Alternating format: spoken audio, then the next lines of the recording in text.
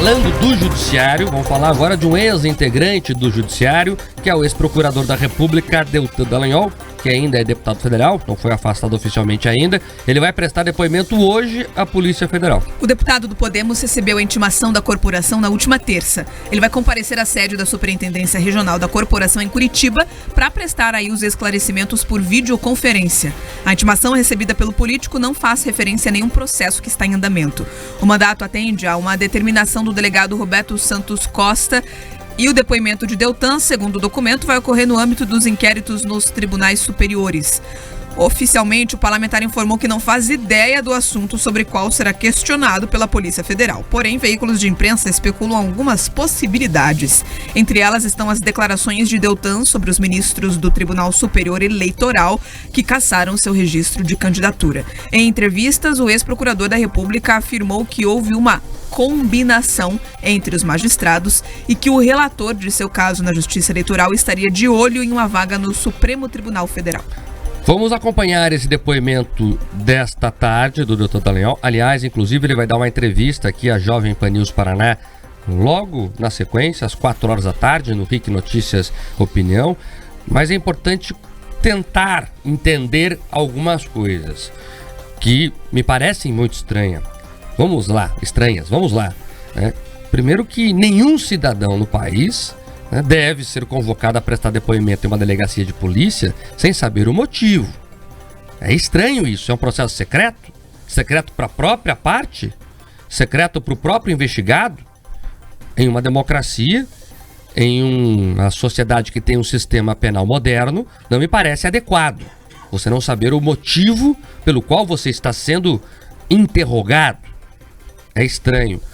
E aí sim, o pior disso, ele é um deputado federal que ainda está em pleno gozo de suas funções. Entre elas, a imunidade de fala. Ele falou ali, eu não sei se foi correto ou não, se ele tem provas sobre essa combinação ou não, ele vai ter que se explicar, mas ele falou ali no exercício do seu cargo, que prevê imunidade sobre fala. E parece que agora vai ter um inquérito policial ali por uma suposta acusação que teria feito para os magistrados. Então, você primeiro tem alguém convocado para um inquérito que parece secreto. Segundo, que você não tem respeitado, mais uma vez, esse país, o direito de fala de um parlamentar. Tempos estranhos. Pedroso chegou aqui, viu, Pedroso? Bom dia. Bom dia, Mark. Bom dia, Bia. Bom dia a todos que nos acompanham. É chocante. Quando você acompanha toda essa trajetória que o Mark narrou, de que ele foi convocado, não sabe exatamente o motivo, a gente está aqui fazendo uma ilação, são apurações que alguns veículos de imprensa trouxeram, dizendo que ele precisa esclarecer sobre a posição dele em relação ao seu próprio julgamento, ali que durou menos de 2 minutos. Então, ele ali partiu de um pressuposto, como disse o Mark, não sabemos se ele tem prova de que teria acontecido algum tipo de combinação.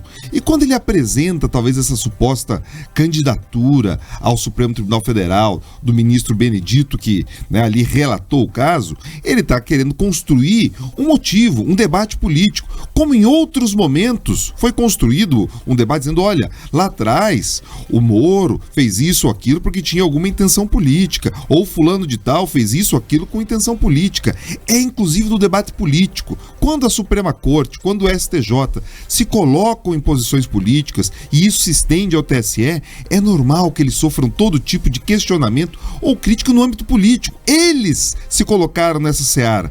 Não são ali os políticos que necessariamente os arrastam para ali. Então, é importante que o judiciário entenda bem o seu papel e deixe de ser ali algum tipo de extensão do debate político e mais do que isso, que pareça que tem um lado. Ontem a gente acompanhou, Mark, queridos ouvintes, a questão do Rogério Marinho, que ressuscitaram um processo dele da primeira década ali dos anos 2000 para afastá-lo, para determinar ali que ele perca seu mandato de senador. Então, tempos estranhos e parece que esse tipo de revés acontece mais próximo a um certo tipo de visão ideológica. Então, insegurança jurídica para os políticos, e isso também algumas pessoas imaginam que não afetam outras áreas, afetam sim. A economia sofre quando as pessoas não sabem para que lado pende ali as decisões judiciais. E não tem como fazer outra análise aqui, senão aqui há uma espécie de cuidado maior, para dizer o mínimo aqui, com políticos que não se alinham ao governo. Há uma especial atenção do judiciário com esses políticos.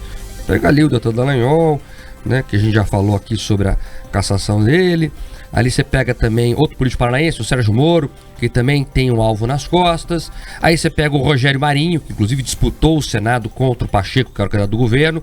Um processo reativado de quase 20 anos atrás. Aí você pega o Nicolas Ferreira, lá de Minas Gerais, que também, né, tentam ali de alguma forma questionar a candidatura dele por um problema na chapa lá em Minas Gerais. Aí você tem a Carla Zambelli, que a imprensa nacional já fala que vai ser cassada. E você vai pegando a lista e só tem políticos, né, que fazem oposição ao governo. Será que não há radicais na esquerda? Será que não há ninguém com processos na esquerda? A dúvida é essa. Eu não estou nem dizendo aqui que está certo ou que está errado, não estou dando esse mérito. Eu estou falando da lista, que parece ter só um lado do jogo político.